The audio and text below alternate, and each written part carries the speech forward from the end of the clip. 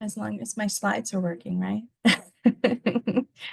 Our presenters today are Shai Turkin, Program Analyst, as well as Talalzim Murrow, and I hope I'm saying your last name right. I know I asked your first name, but not the last. They will both be presenting today to represent the CAS housing team, which is here. And sometimes we don't know who we're talking to. So this is a really lovely addition. And for those of you who don't know, Elizabeth Rios is the newest addition to the CAS housing team as well. Today's presentation will describe and apply the various Doc-readiness requirements for CAS participating housing programs.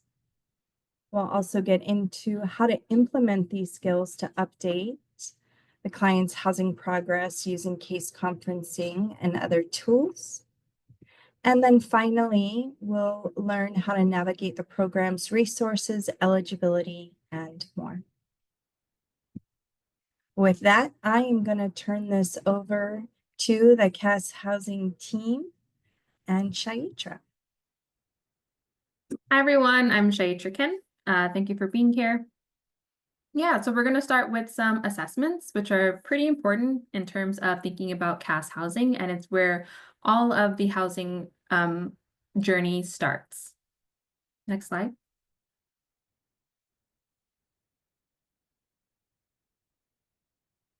So the main assessments that we're thinking about when it comes to housing, we want to have the current living situation, which should be done monthly, the crisis assessment, which has to deal more with shelter and or housing prevention funds, the housing conversation tool, which deals with trying to get clients into possibly any permanent supportive housing or permanent housing or rapid rehousing, and the individualized service, individualized support plan, which is very helpful for you and your client to be on the same page about what are the steps needed to move forward with any of those housing options. And so just having that distinct conversation of next steps. Next slide. So the assessments in HMIS, so when you're going to the CAS agency, these are the assessments that are available. When we look at the ones that are in green, we're mainly thinking about any of the changes in the client's circumstances. So the current living situation, which should be done monthly, is where are they living. This also helps to verify in HMIS clients experiencing homelessness, which is pretty helpful. So yeah, these are things that you should keep in mind and familiarize yourself with. And then we also have the blue ones, which are the assessments with the blue background.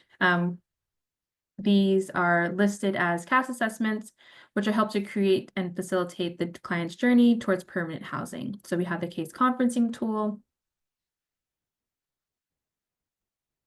Sorry, Shaitra. No worries.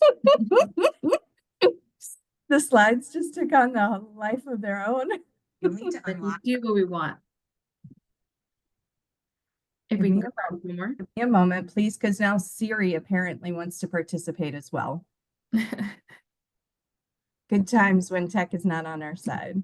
All right, we're going back to the assessments and we'll try again. Sounds good.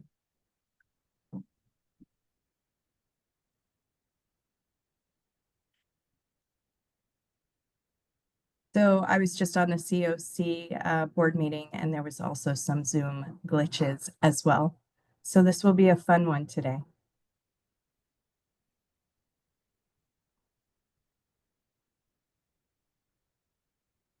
There we go. Thanks for your patience. Yeah, anytime. Yeah, so we have the case conferencing tool, which is helpful in terms of cross collaboration with clients, the crisis assessment, as I mentioned prior, which is going to do about like shelter and housing prevention, and then the housing conversation tool, which is mainly what we're going to focus on today in terms of accessing permanent supportive housing and permanent housing. And next slide, please. Yeah, so the housing conversation tool, also known as the VI-SPDAT, we went through some changes, and then also condensed a lot of those into only one. So instead of the VI-SPDAT and an FYI and a LEAP, it is all one, which helps us be able to find eligibility using only one assessment. Yeah, so we use this with households at risk or currently experiencing homelessness, and the ISP is used to develop a client-led housing-focused service plan.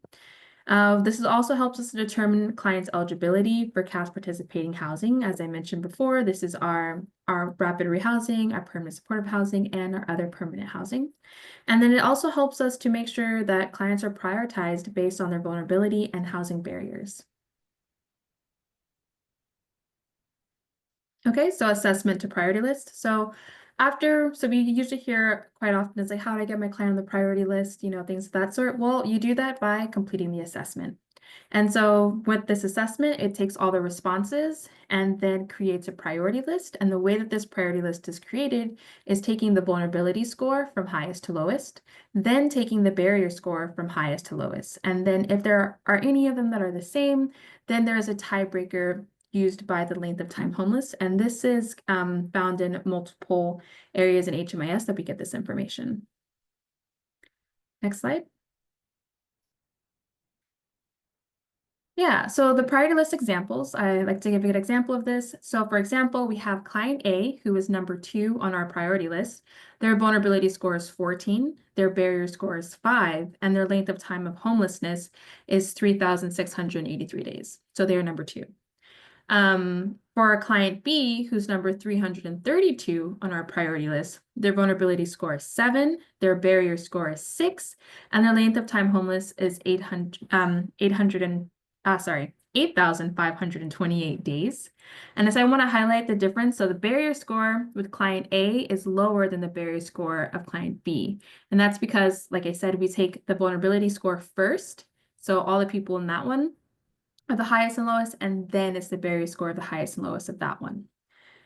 So you care more about where they land in the vulnerability score.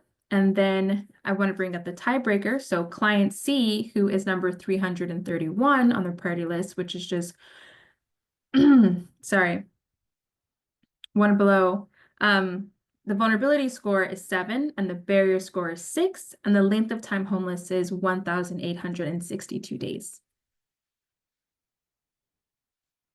So if you're ever looking at it, when you're finished the housing conversation tool, they usually give you this video, this screen that tells you the barrier score and the vulnerability score. So that will give you an idea of where your client would land on the priority list. Next slide. Okay, so what is the order of prioritization of the housing priority list? So we're going to have a poll here, and we'll give you about 20 to 30 seconds to answer the question.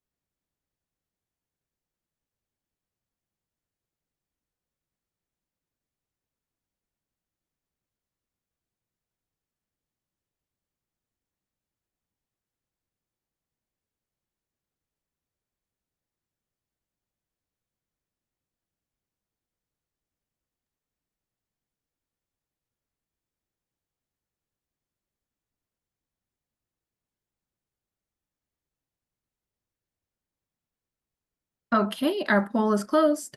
So what is the order of prioritization of the housing priority list?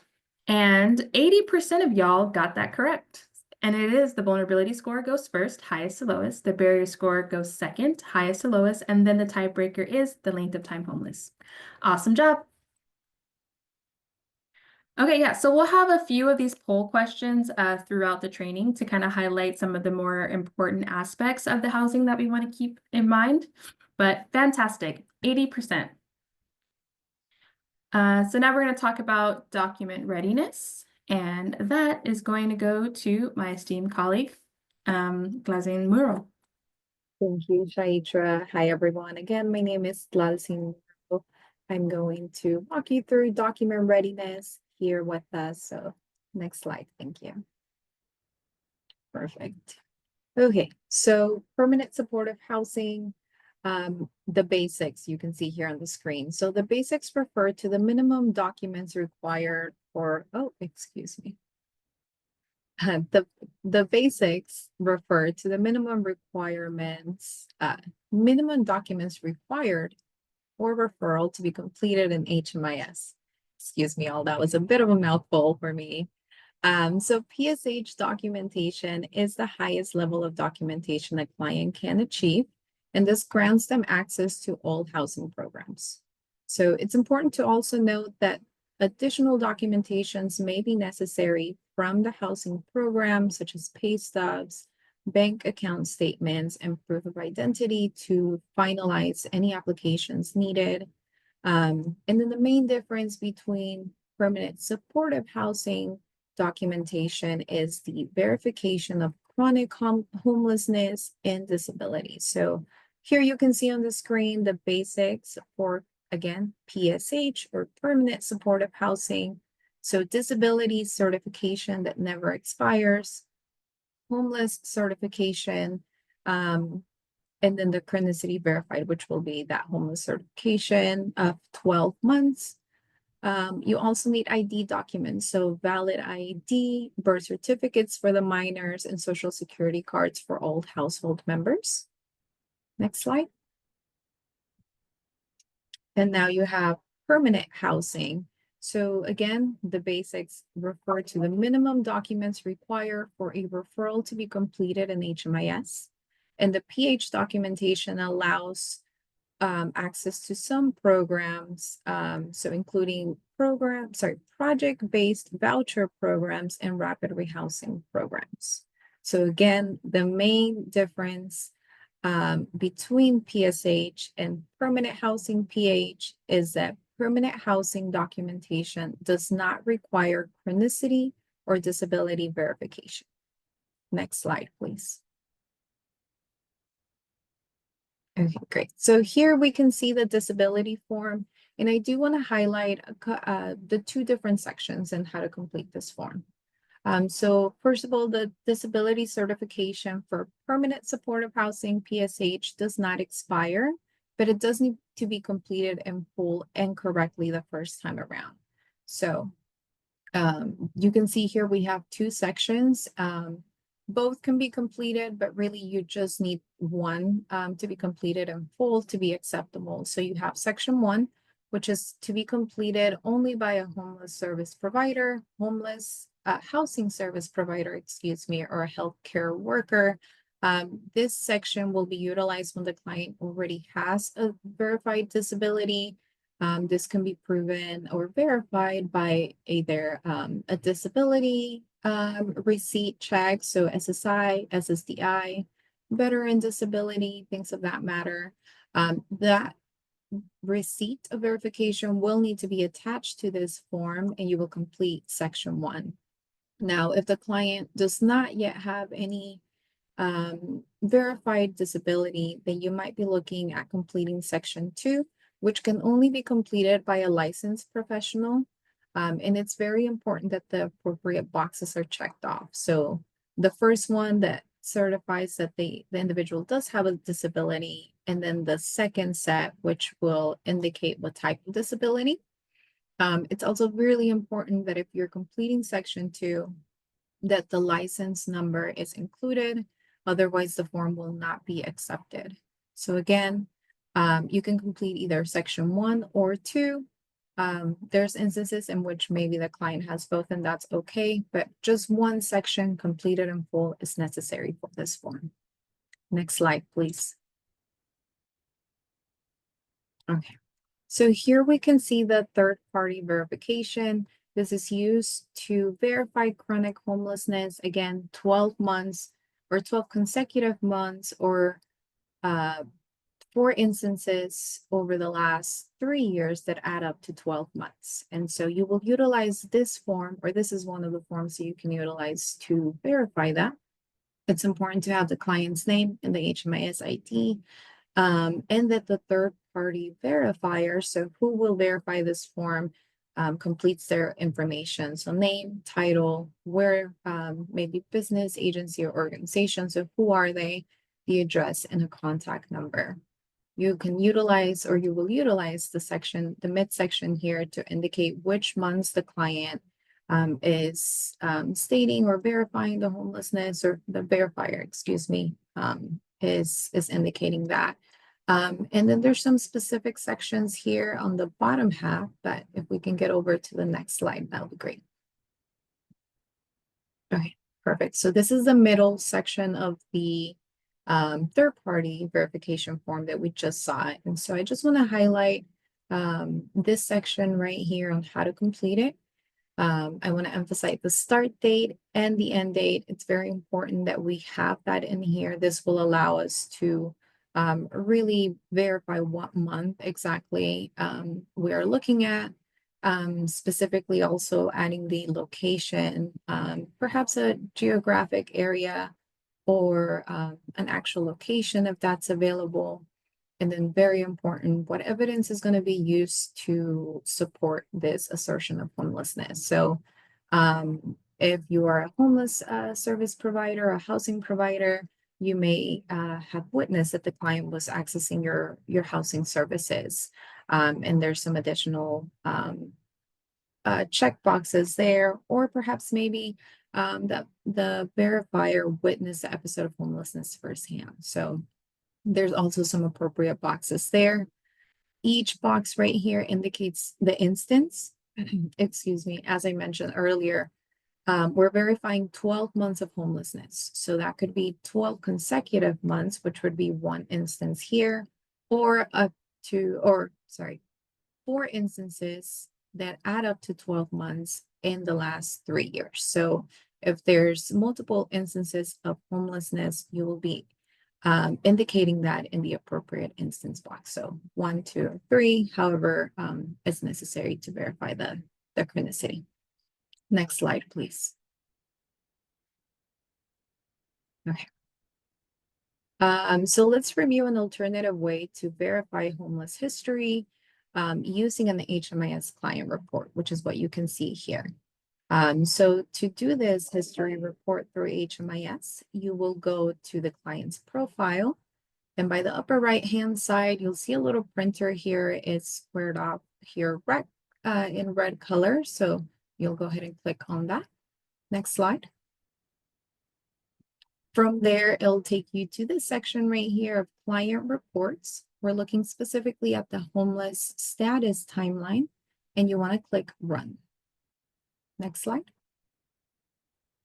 Okay, so then it'll populate to this screen stating specifics about the report. So how long into the client's history do we want to look into? Again, we verify 3 years. So we want to do from the day that you're running the report to dating to 3 years back. You also have the option to select the output. So what format the report will be generated. You can select web page or PDF. I would suggest you select PDF. That will allow you to save your report. So if you find that it is a report that can verify the client's homelessness, it'll be important to save that document and then, of course, upload to the files. So PDF will save you a little bit of time if you do end up utilizing this report. And of course, you'll click Submit. Next slide, please. Okay, so perfect. Once you click Run, you'll see that the report or that screen kind of goes away, and you'll see a little red dot at the very top, which will indicate when the report is created. Once you do that, you can open the report and it will populate like this. So this is an example in which we can, in fact, verify the homelessness of this client. And when you see green boxes, and specifically when they have a yes, it means that yes, the system is able to verify that month of homelessness for the client. So we can see across the 3 years here, we have 3 instances in 2019. Let's see, about 5 instances, 2020, and then of course a couple more. So let's see.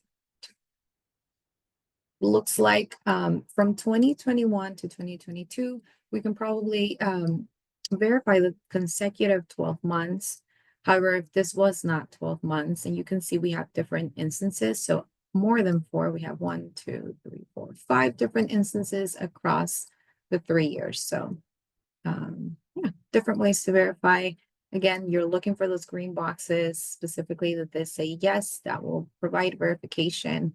If you see yellow boxes or blue boxes, then that may mean that perhaps not a housing situation, or there was no verification of homelessness at the interaction with that provider. So this report will provide you with some insight into the client's history. And yeah, okay, next slide.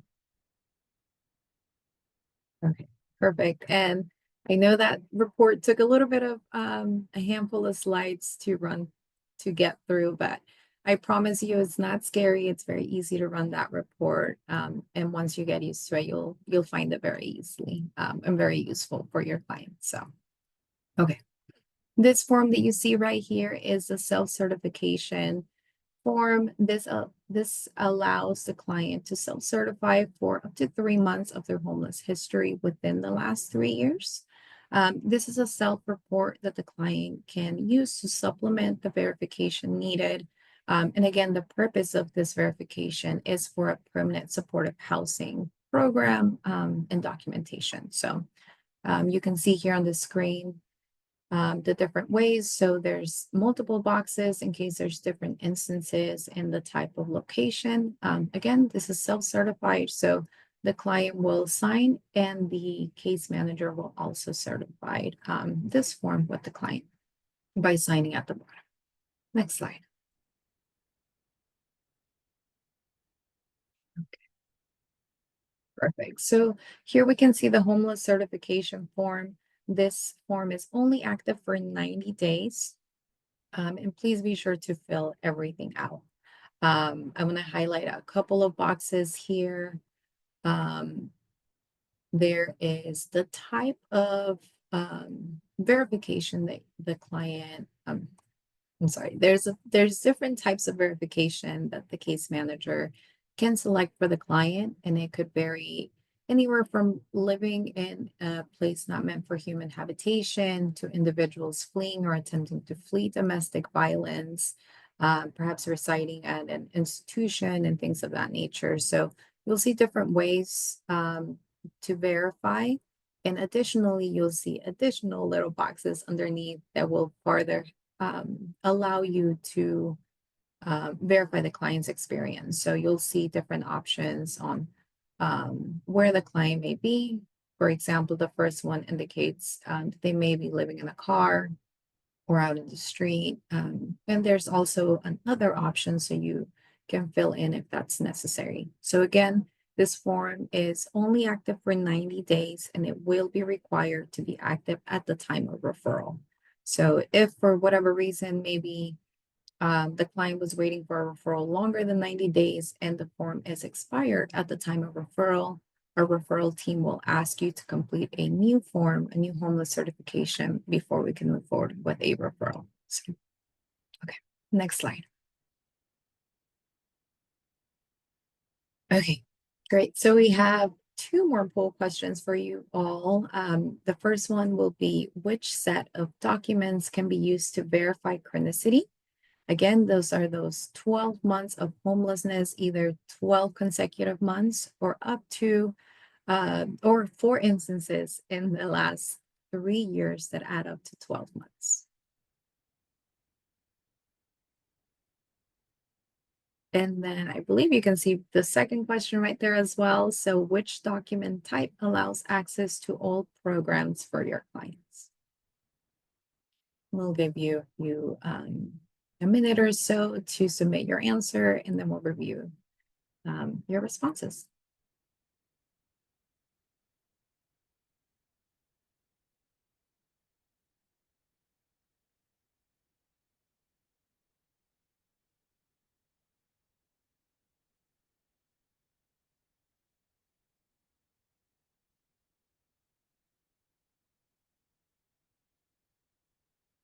Just a few more seconds to submit your answers.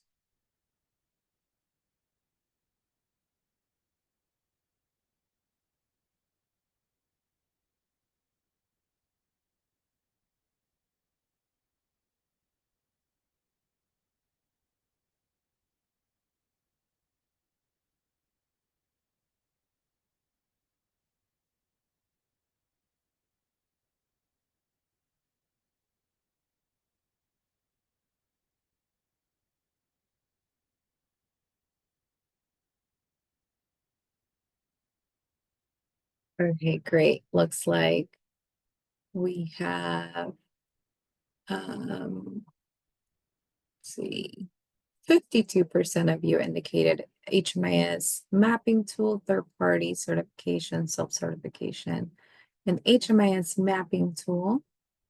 Let's see.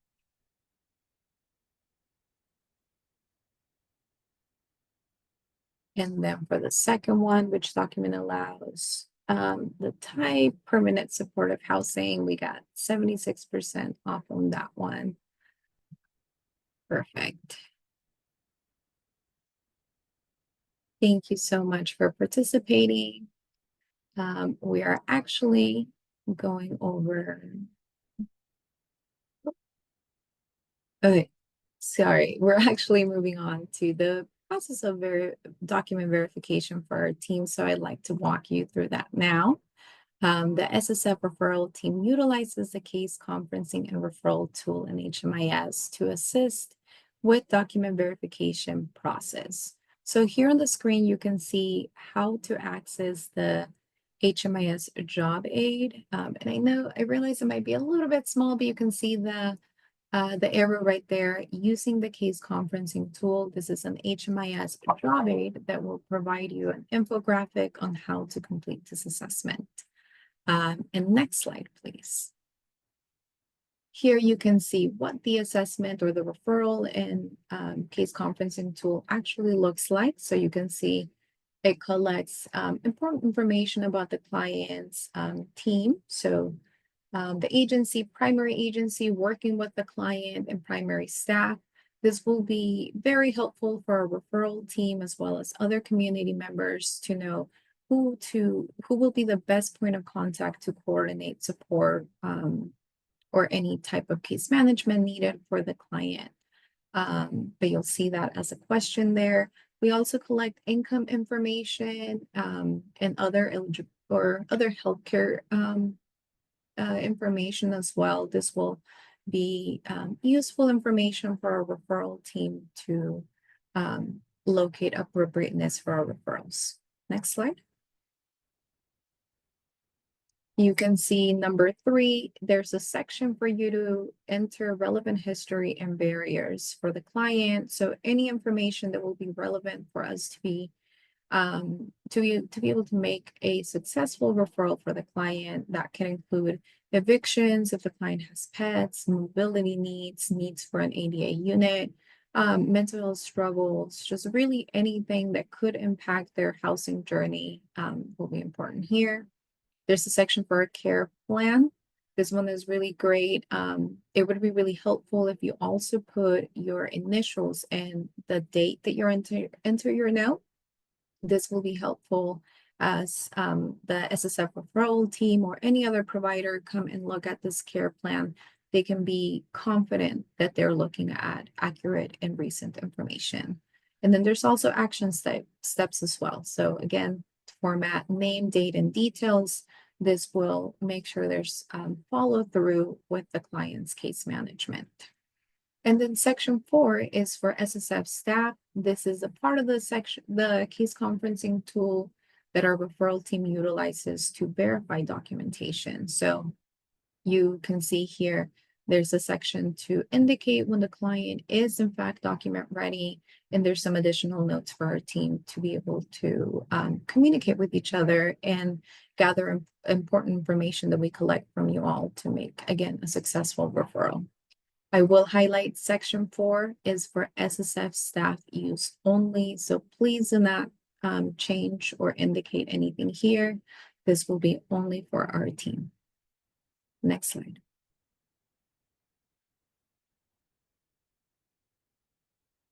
Okay, perfect. And a way that you can verify documents or get your client's document verified is through our housing or CAS housing referral and open office hours. This will allow you direct access to our house referral team to review documents, to maybe discuss issues that you may encounter in terms of placements and things like that. If you have questions about um, the prioritization and things like that, if you need support on what is needed for your clients, documentation, if you have questions about how to even begin verification for chronicity, that's a really great space for you to, again, access our team, our referral team, and really just brainstorm and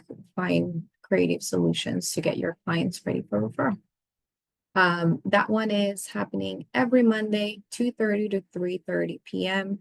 I would say because Mondays sometimes are a holiday for our agency, those may be canceled if there is a holiday. For example, on Monday, referral office hours will be canceled, but will resume the following Monday. So again, 2:30 to 3:30. Next slide. And then biggest takeaway, please remember that clients must have a housing conversation tool and must be document ready to be considered for any housing referrals that become available. Next slide. Okay, so who can verify the client's document readiness status? And you'll have about a minute or so to answer this one.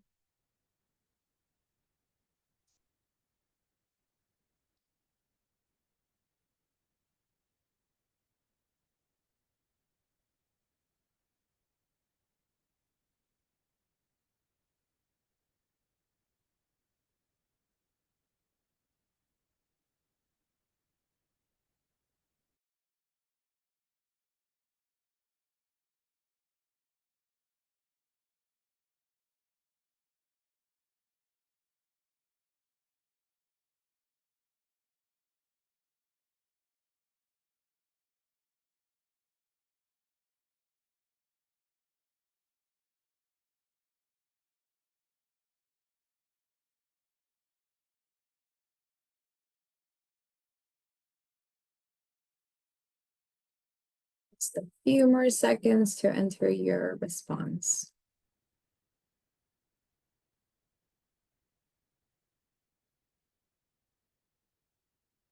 Okay, perfect. So we have 70% of you stated the SSF referral specialist, which you are correct. Our referral team must verify doc readiness for your clients. Next slide.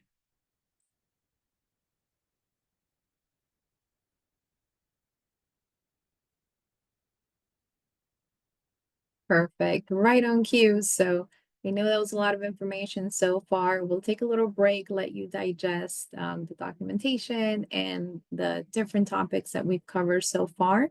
We have about 10 minutes, so go ahead and take a little break and we'll see you back at 11:16.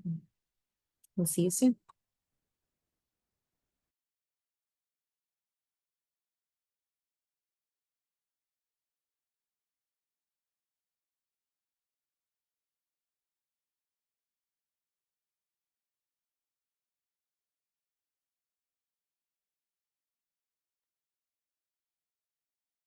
Alrighty, folks, we're gonna start coming back. Gonna give it about 15 seconds for folks to hear my voice and bring and draw their attention back to these screens, hopefully, so we can finish out the rest of our training.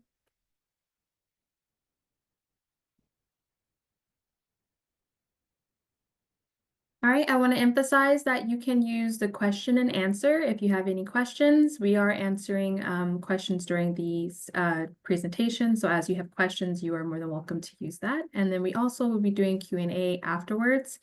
And then if you need access to these slides and the recording, they will be available to you at the after this training provided by our training team. They'll be sending these out to you via email. So no worries if you don't have everything. Okay, let's get started.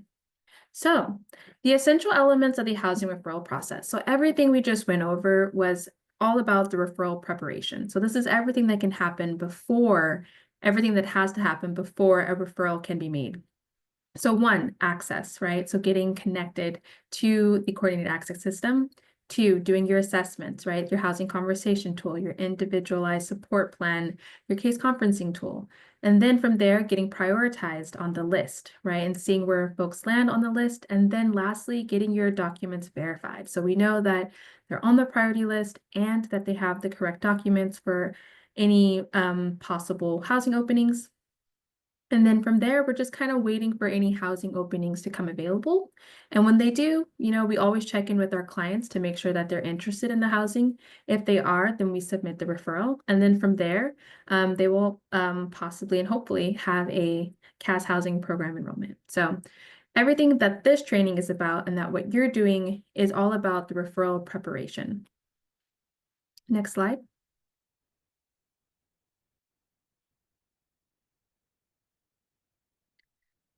Okay, so again, I do want to emphasize using the Q&A function if you have any questions so that our team can answer them. Okay, so yeah, the next part is just referral transparency. So at the end of the day, SSF is responsible for identifying eligible clients and coordinating referrals to the COC housing programs. However, SSF does not make the determination regarding whether clients are accepted or denied from a program. So simply all that is that referrals facilitate access to housing services and programs within the Sacramento continuum of care. So we have this big group of folks who all need access to housing, and we only have a limited pool of housing availability, right? So we are just facilitating a referral saying, from these folks, this is the person that we are going to assign to this housing space. So with that, it is important to note that the referrals do not guarantee housing. Both the provider and the client are required to follow up on the housing appointments, applications, and any additional procedures for a program enrollment, right? So we are just making the connection to the housing resources. Okay, next one. Okay, so now that we've talked about preparation, everything that needs to happen, now let's talk about populations and the CAS housing programs that we actually have in our COC. So of course, populations, we serve the homeless category 1, which is literally homeless. So individuals or families who lack a fixed, regular, and adequate nighttime residence, meaning that their primary nighttime residence that is a public or private place not meant for human habitation. So that's sleeping in parks, that's sleeping in cars, right? That's a place that humans aren't supposed to be that humans aren't normally habitating. Number 2 is living in a publicly or privately operated shelter designated to provide temporary living arrangements. And this is including congregate shelters, transitional housing, and hotels and motels paid for by charitable organizations or by federal, state, and/or local governments. So these are any of our shelters, like for example, our women's shelter in Meadowview, right? And then some of the transitional housing programs as well. And then we even have like the family hotel, the step up motel shelters. So we have those. So those will count as being category 1.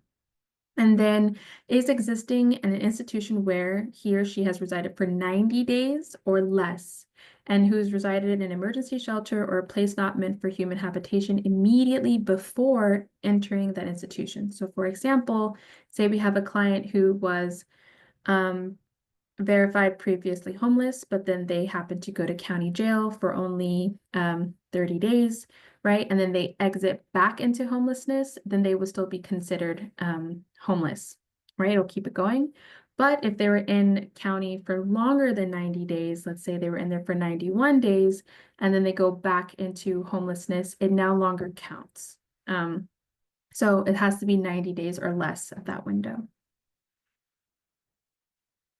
Next slide. So our category 4, this is usually we call our survivor system, or our survivor clients. These are folks who are fleeing or attempting to flee domestic violence. So is fleeing or is attempting to flee domestic violence, human trafficking, dating violence, sexual assault, stalking, or other dangerous or life-threatening conditions that relate to violence against an individual or a family member, including a child, that has either taken place within the individual's or family's primary nighttime residence, or has made the individual or family afraid to return to their primary nighttime residence.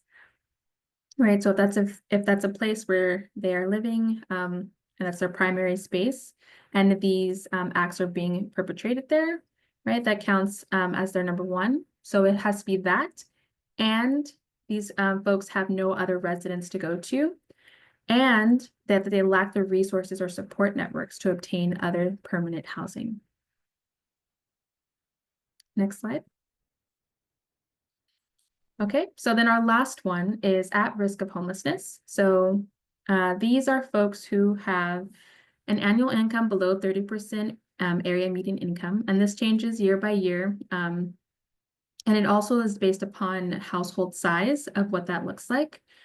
And you can check this on like SHRA's website and HUD websites for the median income, and then does not have sufficient resources or supports networks immediately available to prevent them from moving to an emergency shelter or into homelessness, and is exiting a publicly funded institution or system of care, such as healthcare facility or mental health facility. And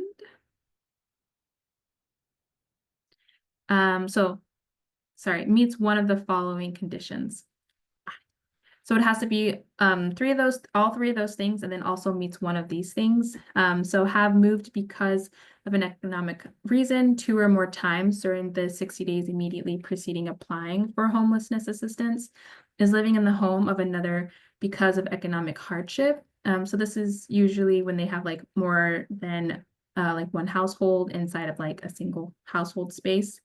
Has been notified in writing that their right to occupy their current housing or living situation will be terminated within 21 days of the date of application for assistance. Due diligence needs to be done to confirm that they will lose their housing without one-time financial assistance, i.e. an eviction notice.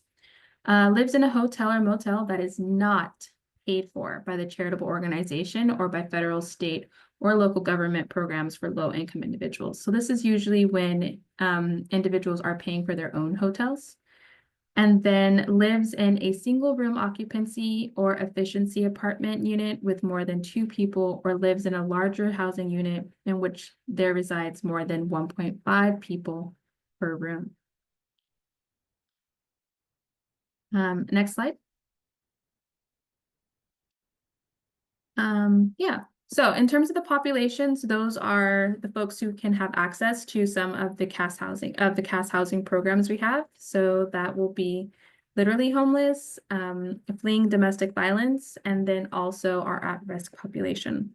So from those programs, we have the Rapid Rehousing Program, which provides short-term up to 3 months and medium-term 4 to 24 months tenant-based rental assistance and supportive services to households experiencing homelessness. So the eligibility requirements for this will be Category 1 and Category 4.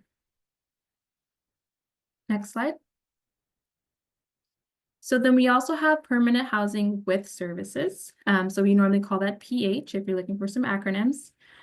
So this is permanent housing is a community-based housing model, the purpose of which is to provide housing without a designated length of stay. PH program participants must be the tenant on a lease or sublease, which must have an initial term of at least 1 year, be renewable for a minimum term of 1 month, and be terminable only for cause.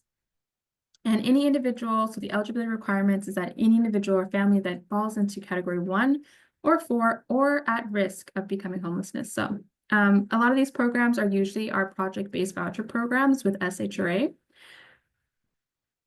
Excuse me. And so yeah, these are the programs that we usually consider for our for permanent housing. Next slide.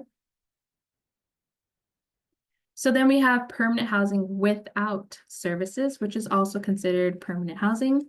And so these are also SHRA voucher programs. So the Sacramento COC partners with SHRA to provide housing vouchers to low-income individuals and families to enable them to afford decent, safe, and sanitary housing in the private rental housing market. And so these are usually our tenant-based vouchers. The housing subsidy is paid to the private landlord directly by SHRA on behalf of the participating family, and the family then pays the difference between the actual rent charged by the landlord and the amount subsidized by the program. And so there are various forms of the tenant-based vouchers. And so that's so then the amount that the client pays is dependent on the program. Next slide. Okay, so then we have the permanent supportive housing, which is PSH, another great acronym. Permanent supportive housing, PSH, is permanent supportive housing in which housing assistance, e.g. long-term leasing or rental assistance and supportive services are provided to assist households with at least one member, head of household with a disability in achieving housing stability. And the eligibility requirements is that they have to be category 1 or 4, also have a verified disability, and have verified chronicity. So this is a higher level of documentation. It's also a higher level of need. And most of these programs come through our COC funded programs. So they are required to have a chronicity and disability. Next slide.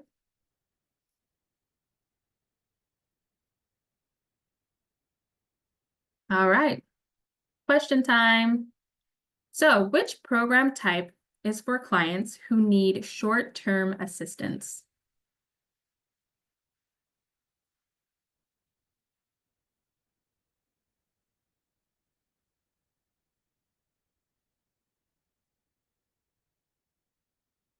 I'll give you guys about 10 to 15 more seconds.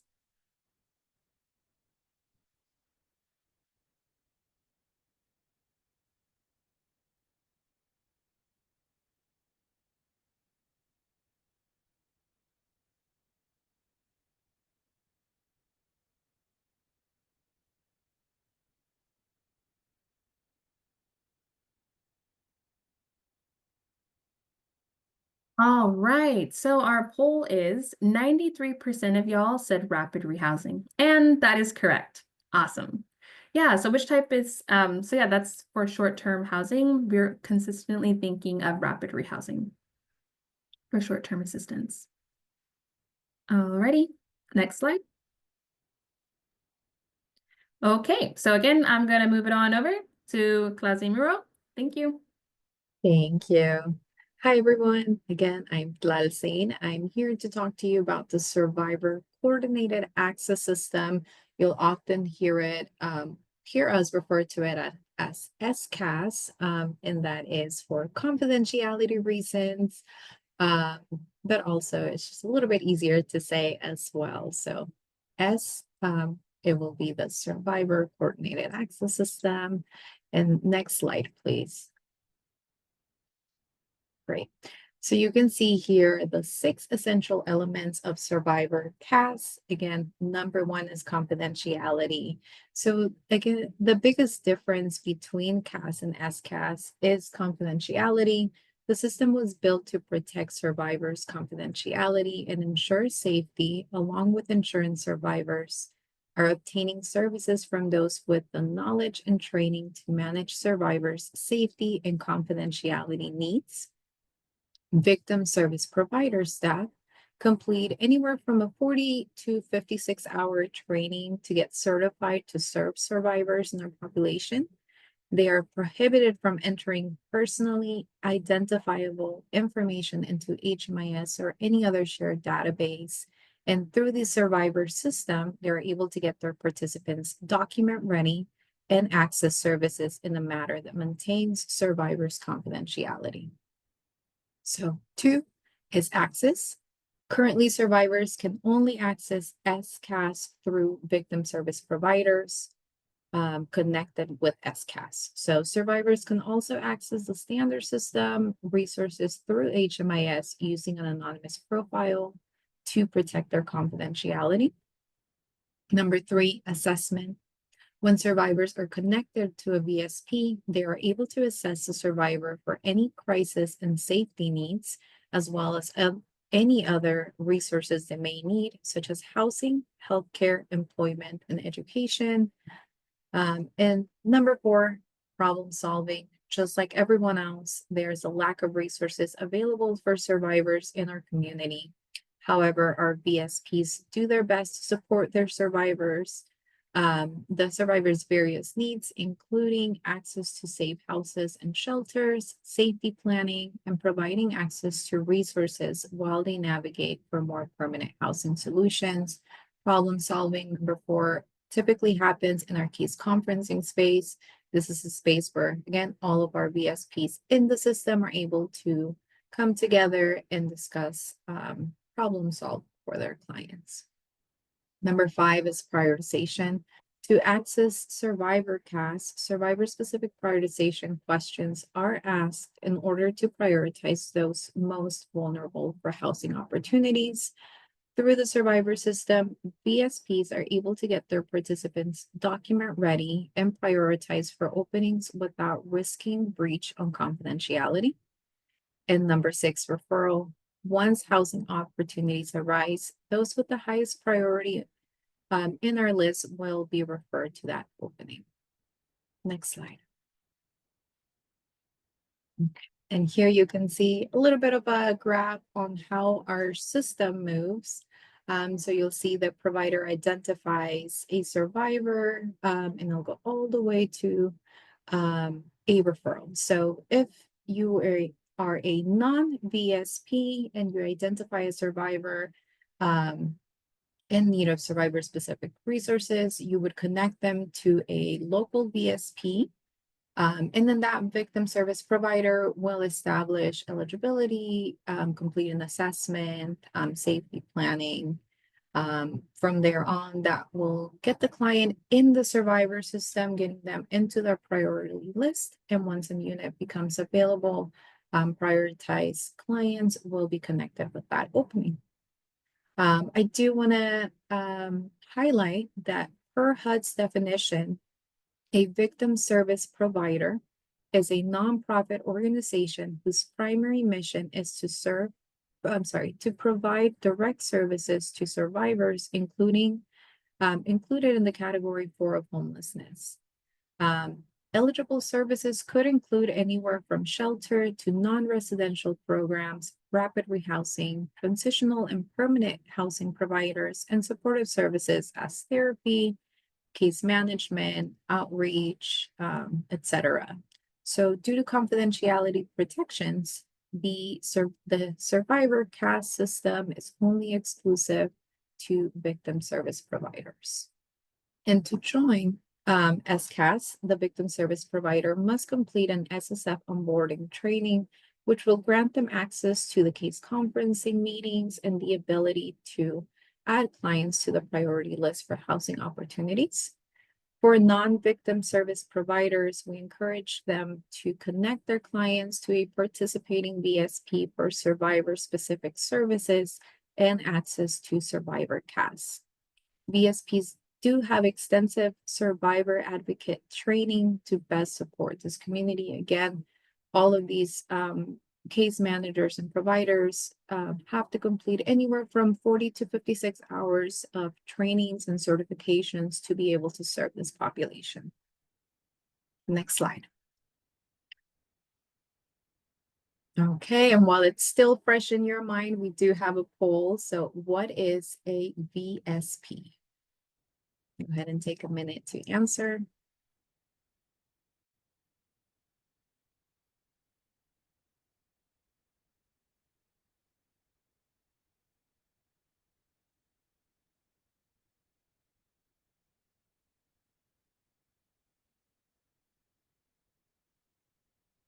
Just a few seconds to get your responses in.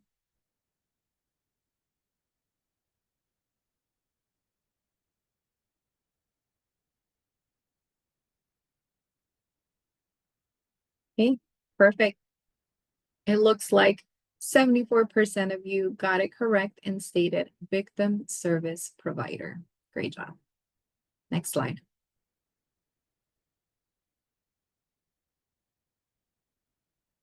Okay, so what are the eligibility requirements for survivor CAS?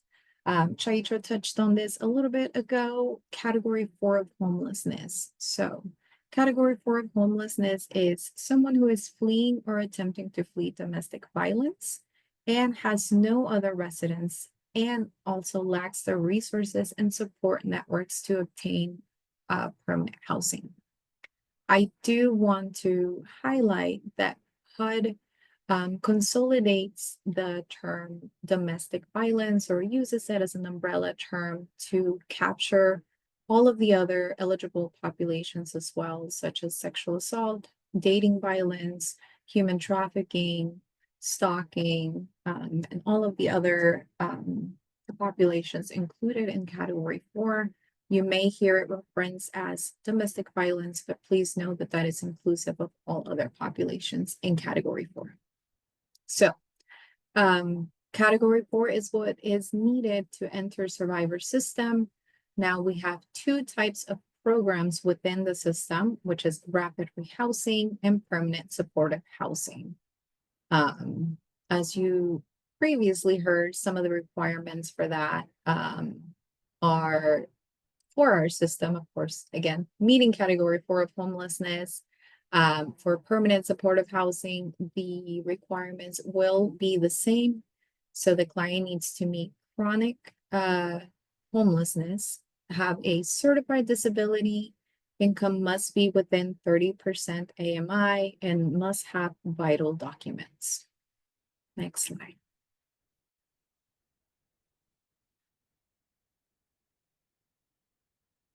And in case I did not say this enough, what category of homelessness is eligible for survivor CAS? Take a minute or so to provide your response.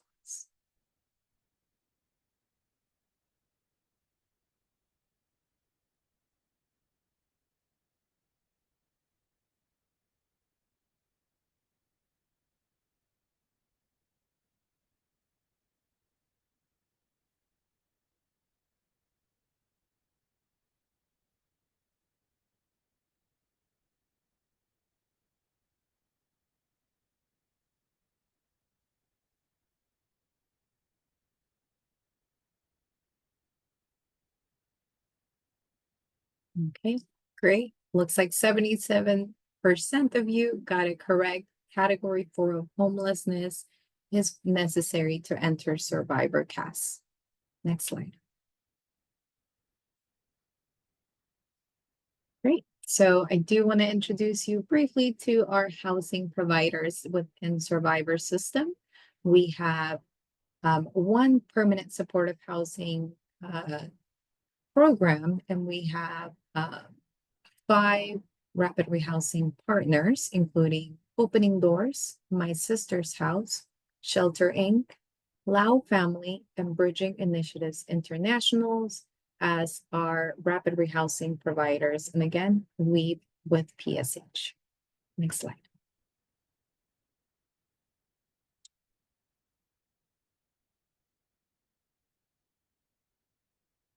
So who are the access points, right? Here in the next 2 slides, you will see the participating access points victim service providers for survivor CAS. You can see them here on the screen. Briefly is We Opening Doors, My Sister's House, Shelter Inc., Lao Family, CASH or Community Against Sexual Harm, Family Justice Center or FJC, International Rescue Committee, IRC. Next slide. Intertribal Council of California, 3 Strands Global Foundations, and Connect to Change. So these are our participating partners serving as access points. So these are the providers to connect your survivors to enter survivor CAS. Next slide. Okay. Now a question, all CAS assessors can access survivor CAS. True or false?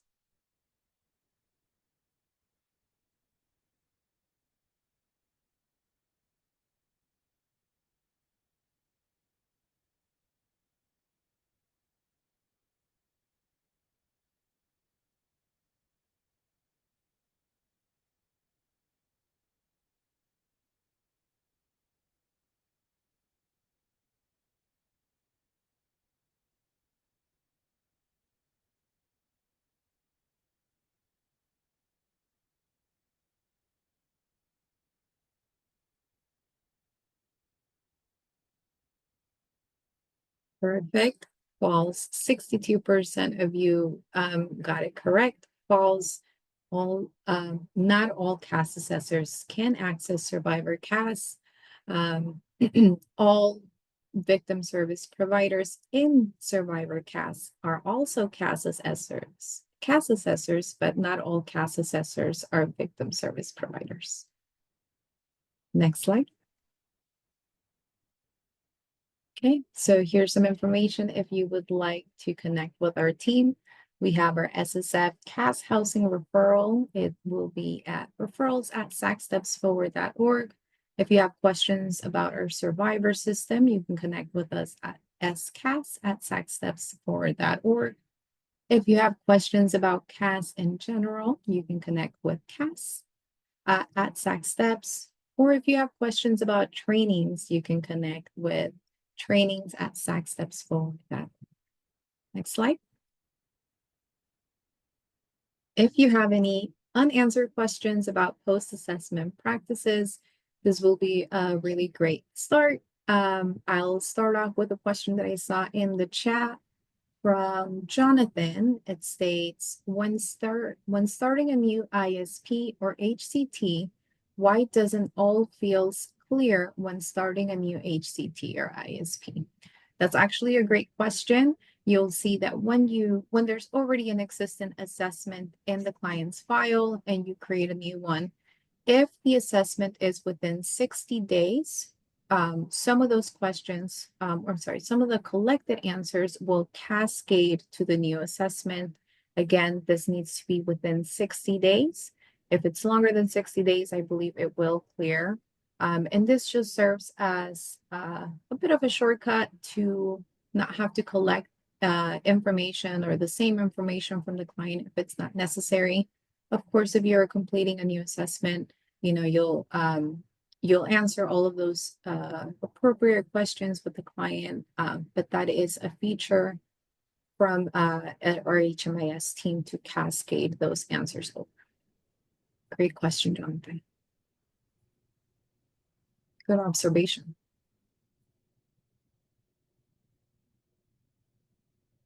And I believe we had answered all of the Q&A questions, but if any additional questions come up, let us know. Thank you so much. There's a great question in the Q&A here. The questions by Jeffrey, the questions that were asked during the first session before the break have been deleted. How can we get those answers? This is exactly why we use our Q&A section. All the questions and answers that are relevant to today's training will be delivered to you via email. I hope that helps.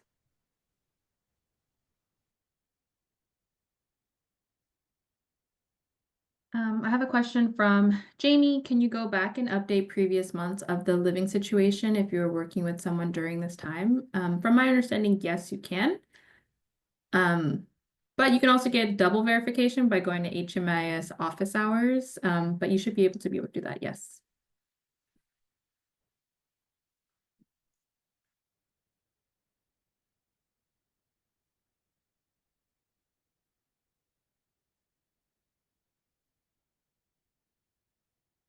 I see another question. If a case manager has not obtained access to the COC program yet, and they complete the ISP in the shelter program, will the information port over to the COC ISP once access is granted? Do you have insight on that, Glazine? Yeah, I was a little confused. Maybe if you don't have access to the COC agency, I'm assuming you mean the CAS agency. You probably don't have access to those assessments. However, if an assessment was completed, an ISP or HCT was completed from another CAS assessor in a shelter program, that will always be in the client's profile. So even if you yourself as an assessor don't have access, but someone who is a CAS assessor completed the assessment, that will live in the client's profile. When you do get your access, you'll be able to access the CAS agency, and be all of those assessments and previous history will be visible to you as well. I think that might be the nature of the question.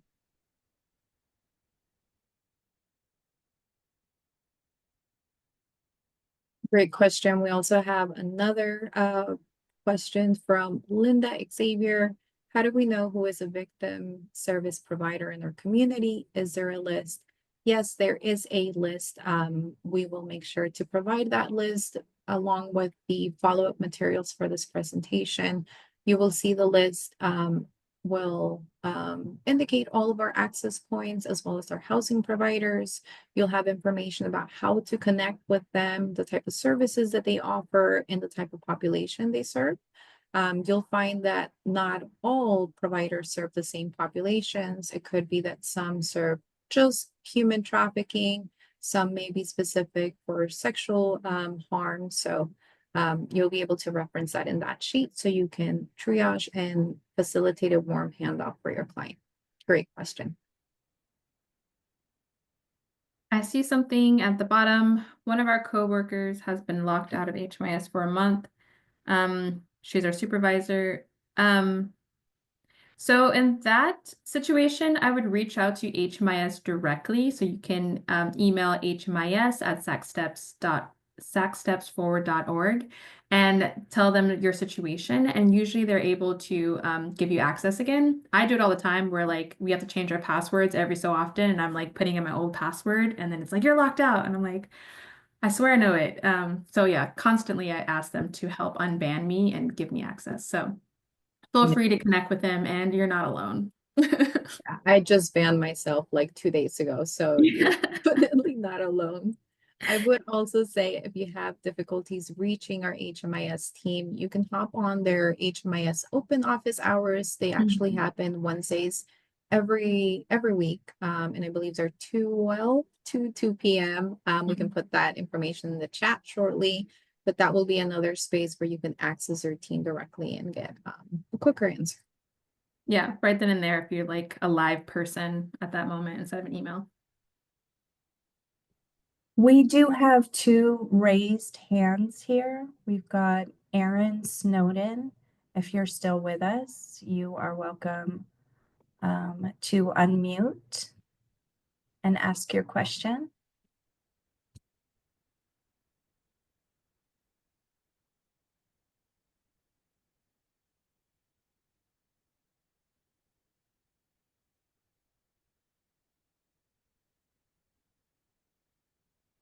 Okay, we'll go on to Patrick Cornell. You are welcome to unmute and ask your question.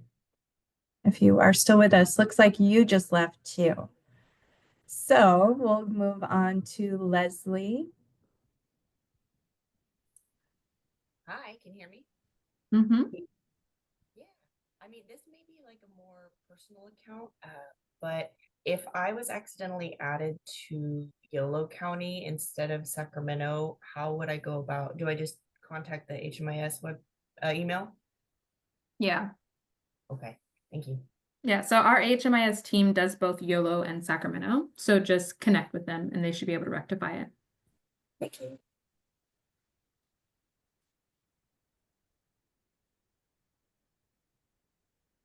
Okay, and Patrick, we'll try once again if you're still with us. Can you hear me?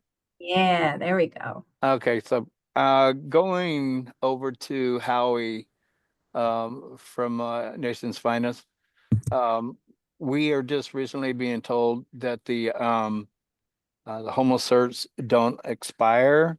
Once we put one in, we don't have to keep putting one in due to the fact that we're active in the HMIS under the doing the new check-in, letting I don't even remember what the name of that thing is. The current living situation. Current living situation. They changed the third party. We're not doing chronics anymore. because all that lives within the third party and the disability cert. So once we do a homeless cert and it lives in there, they'll only ask us to update that on the due or on the time of a new referral. And that's the only time. Correct. You will need a homeless certification active at the time of referral. Yeah. So if again, your client is waiting for placement or a referral longer than 90 days and that homeless certification expires, we won't ask you to submit a new one until we are inquiring about a referral with you. You're correct. Thank you, ma'am. Thank you, Patrick. You're welcome.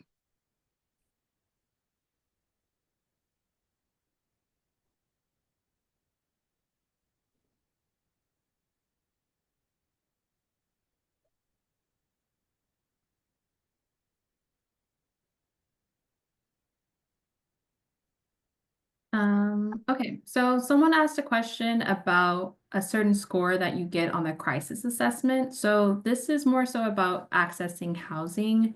So I don't have too much insight on the crisis assessment and the scoring for that. That's more so around shelter and the housing prevention. Can I speak on it? I don't know. Well, it won't be official, but if you would like to, I guess. Yeah.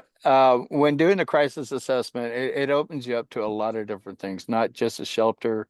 It also opens you up to the PSAP funds, rapid rehousing, a lot of different things. Anything with a score of 100 or higher will get you into certain shelters. You can see the list of them, that it points them out. But also at the bottom of it, if you're trying to make a shelter referral, you go ahead and hit those two tabs to either one, get services, or two, get a referral going. But yeah, it's anything over 100. And yeah, thank you. Thanks, Unofficial. Patrick. Thanks, Patrick. You're welcome. Yes, 211 will utilize some of the scoring to help prioritize those referrals. I don't have specific insight on those numbers, but if you do have questions, I will welcome you to the HMIS open hours.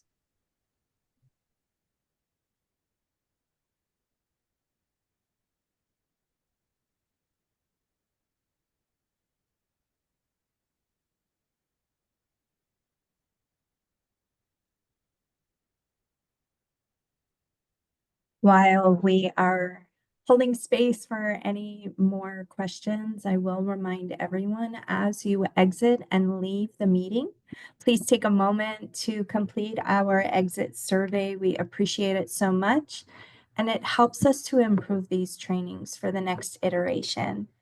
Additionally, you will get a thank you email with a copy of the training materials, the additional list that was mentioned regarding the BSPs, and a reminder about our housing problem solving training coming up in March that is facilitated by our wonderful facilitators, our PWLEs, people with lived expertise.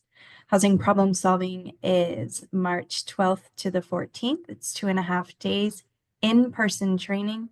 It fills up fast. In fact, it's 60% full. So please be sure, if you are on the CAS Assessor certification path, this is required. So please be sure to look for that link in your email as well.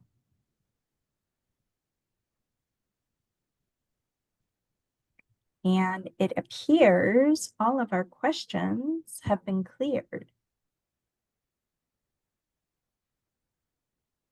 Yes. Excellent. With that, we will complete today's training. Thank you again. If you have not registered for the last two parts of our training, they also will be in your thank you email as well. And those dates are the 18th next week February 18th, and February 26th. The 18th is Introduction to Conversational Case Management and our Implicit Bias Training. And then the 26th is the Intro to Trauma-Informed Practices and Strategies to Prevent Vicarious Trauma. So I appreciate you being here.